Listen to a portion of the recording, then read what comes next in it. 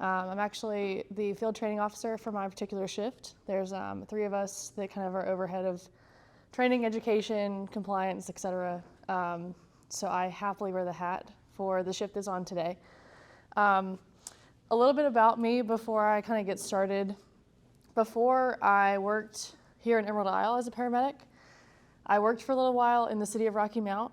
That's kind of where I started my career as a paramedic, and then before that I worked in a trauma center in Greensboro, North Carolina, which is very heavy in the trauma department, so plenty of shooting, stabbing, severe car accidents, etc. So this category of medicine is something I'm very familiar with, not only in education, but also just in practice. I've had hundreds of, probably thousands of patients with complaints similar to this sort of thing. So May is Stop the Bleed Month, and there's a variety of kind of strategies that basically allow you as a bystander to be able to buy yourself or somebody else time until we can arrive on scene to be able to give them some more definitive care and help to stabilize them for transport to the hospital where they'll ultimately receive repair for whatever sort of injury we're dealing with. So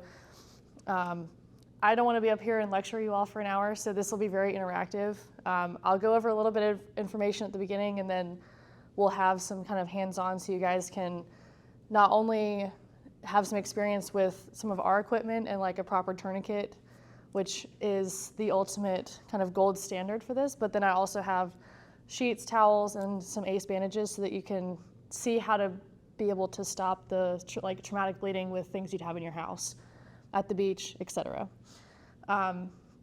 So to begin, what classifies as a traumatic bleed? So if you were to cut your arm open on a piece of glass and you see blood that is spurting, kind of in line with what would be someone's heart rate, that's what we consider to be an arterial bleed. That is the definition of a life-threatening injury, because most of the time you can bleed out prior to an ambulance arriving, even with as close as we are in proximity to most of our people here in Emerald Isle. So in 2 to 3 minutes with a proper arterial bleed, you can bleed out and be beyond resuscitative measures for us at the fire department. That can also be if you fall, you break your leg, the bone's sticking out, and then all of a sudden you see a pool of blood underneath your leg. That's also considered a life-threatening injury, needs to be immediately addressed in order for us to be able to have time to be able to help you, stabilize you in order to get you to care to be able to correct that. But if we're looking at both venous, so venous is it's a pooling. You're not going to see a specific like spurting blood, but it's going to be a lot of volume. It's going to make a big puddle. It's going to saturate a shirt very quickly, things along those lines. So in your everyday life, or like, what would be some things that you would describe as a traumatic bleed or an example of something you might see on a daily basis? What do you think? Car wreck. Exactly. You come across a car accident and someone has hit their head on the windshield, or they had their arm hanging out the window.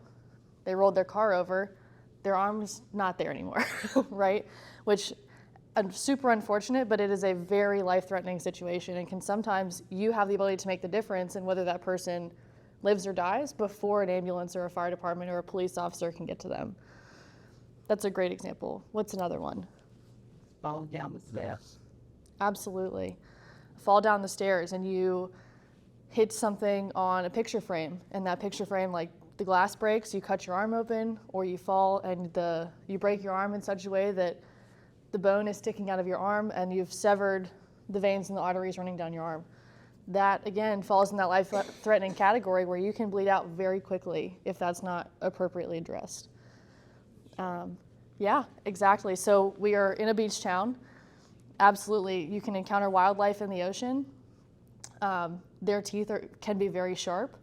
You can also cut yourself on a piece of glass that's in the ocean, but you come up and there's just blood everywhere. That absolutely needs to be addressed before a lifeguard can get to you, before the fire department can get to you.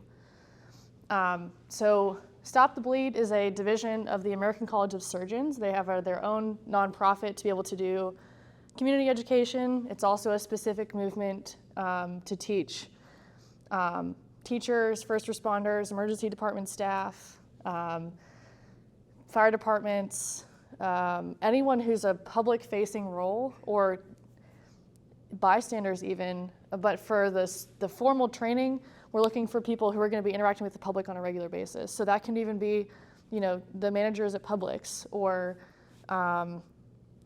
people at town hall or at the visitor center. They are not medical professionals by any means, but they serve a very important role in interacting with the public on a regular basis, and might be somewhere that people go looking for assistance should they need help. And to be able to allow them to intervene in a way that is prompt and allows that person time to get to formal medical help is absolutely crucial.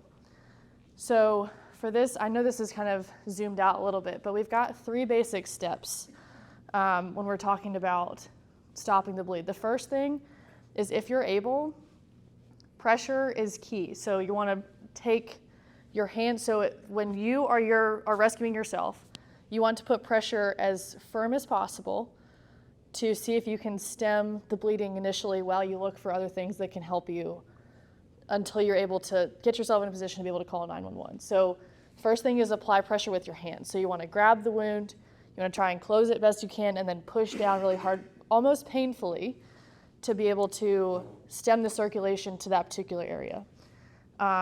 Then you want to look for something, a dressing of some sort, gauze, a towel, a t-shirt, etc. Don't worry about if it's dirty. That is a problem down the line. We got to get you down the line in order to be able to solve that problem too. And then you're going to replace your hand that's applying pressure with whatever dressing you come across. Again, a cloth, t-shirts, dish towels, a bath towel, etc. Be able to replace that underneath your hand to continue holding pressure. If you have access to a tourniquet or something you can make into a tourniquet, that's what you're going to look for first, especially if the bleeding continues through whatever dressing you have found. So when you get to a point where you have managed to stop, you're no longer seeing bleeding seeping through, that's as far as you're going to go. You don't need to continue down to finding a tourniquet if putting pressure on the wound has stopped its bleeding. But if you do, these are the formal tourniquets that we use with the fire department. We are working with the police department to get a hold of. Most of them have it. But, this is a tourniquet. It is a long piece of Velcro. It goes around the extremity. It tightens, and then it has a windlass, which allows you to tighten it even further and completely stop blood circulation to that extremity. It is not comfortable. It is extremely painful, but it will literally save your life. So that would be the third step if you have access to it. That's not feasible for everybody, and I will teach you how to make one with things that you have at home or that you would find in the grocery store, for example. And then you're going to need to call 911 as soon as feasibly possible. So the sooner that you're able to get us on the way to you, the sooner that we're going to be able to intervene with more medications. We have a special kind of gauze that has clotting factors in it that's going to help to stem that bleeding. We can put on formal tourniquets. We can give you medicine that helps your blood to clot, etc. So the sooner you can activate that and get us on the way, the better off you're going to be. So as far as you've seen the tourniquets that we carry, you'll see a lot of the police officers have them on their duty belts. The lifeguards will have them on the beach in their Jeeps on the towers with them. We have multiple on all of our ambulances and rescue apparatus, the fire trucks, our pickup trucks, etc. And hopefully, I'm working on a grant from this organization to also have them at the rec center, and we'll hopefully have that in process here in the future. But these can be ordered online. They can be ordered off of Amazon or found at most of your CVS pharmacy type locations. And this is one of those scenarios where the more expensive, the better. You don't want to try to cut corners price-wise if you're buying one for yourself with trying to save your life. So just something to keep in mind if you would like some help trying to find one for you to keep at your house or in your car, something along those lines. I'm happy to help you with that afterwards. But when we're talking about kind of what we can use at home, the first one is an ACE bandage. We got these actually from Food Lion a couple of days ago. So we've got 2 different sizes, but the key here, and what I like about an ACE bandage a lot, is that not only do they provide the compression and the pressure like we're looking for in those first 2 steps, but the tighter that you're able to make it, it very closely mimics a tourniquet. It's about as close as you can get with something that's not specifically a tourniquet that you can get from the drugstore, because it's got that elasticity to it. If you really stretch that out, and the more times you wrap it around building it on top of itself, the more likely you're going to have that tourniquet effect that you're looking for. So I have a couple of those that we'll mess with here in a little bit. Additionally, I have some gauze. So I'm sure you all have seen these from various trips to the doctor, etc. They're sold at the drugstore as well. These are not just a classic, so this is a classic gauze pad, right? It's very see-through, works great for smaller injuries, but these are oftentimes what you'll get sent home with from the hospital following operations or biopsies, etc.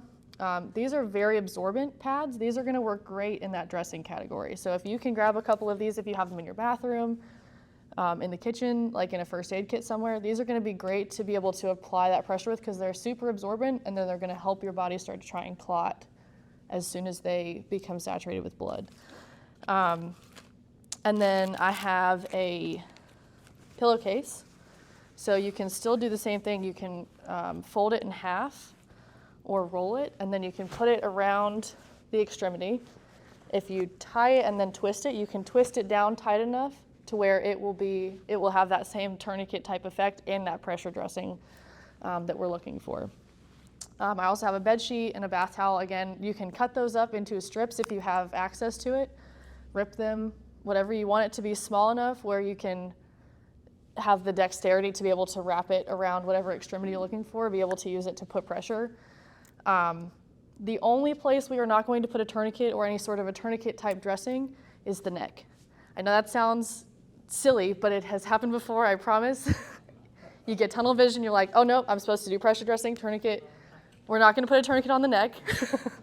You also cannot get them to fit around the abdomen, around the chest, unfortunately. Those are different kinds of special equipment that we have at the fire department that we'll be able to address once we get on scene. But that's where those first 2 steps are going to be crucial. So as firm as you can put pressure on the neck, don't worry. If it's on one side of the neck, you still have circulation to the brain through the other side. So I would much rather them pass out because they're lacking circulation to their brain than bleed out because pressure wasn't put hard enough on the wound in their neck. And do the best you can. It's not going to be perfect. It's also not going to be pretty. It's going to be a mess. But comforting the person that you're trying to help, say, hey, look, we're going to do this together. Might be new for me. I'm sure it's new for you, and it sucks for everybody, but we're going to work through this together.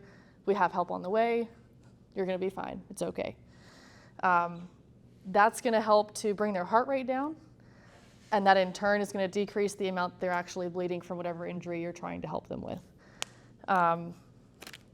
Let's see. So I kind of wanted to make this a little bit interactive because that's, as far as like talking at you, that's about all I have. But I have a couple of ACE bandages, and I have some ink pens so I can kind of teach how to make this little effect on an ACE bandage. So I'm going to move some stuff to this table here so that you guys can interact with it a little bit and then ask questions, all that kind of stuff. But I'd like for everybody to get practice with each, either on an arm, a leg, your neighbor, whatever, just so that you're familiar, so that by the time you're trying to help somebody, this is not the first time that you're interacting with this, trying to figure this out. But it's not going to be perfect. Don't give yourself a hard time if that's the case. You attempting to help is all we ask for.